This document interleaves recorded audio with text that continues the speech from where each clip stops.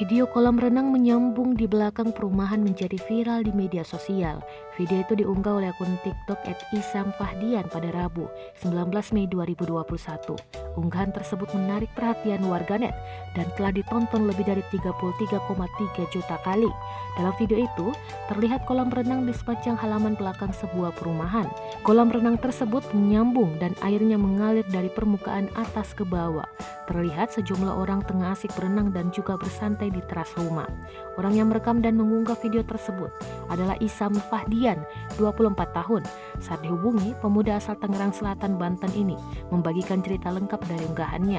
Ia menyampaikan lokasi kolam renang yang menyambung itu berada di sebuah villa di daerah Cianjur, Jawa Barat. Isam membenarkan kolam renang tersebut memang berada di belakang villa. Dirinya mengaku kagum melihat tempat yang jarang bisa ditemui tersebut. Isam pun terkejut mengetahui video unggahannya menjadi viral hingga ditonton puluhan juta kali. Menurutnya banyak warganet yang penasaran dengan lokasi kolam renang menyambung tersebut.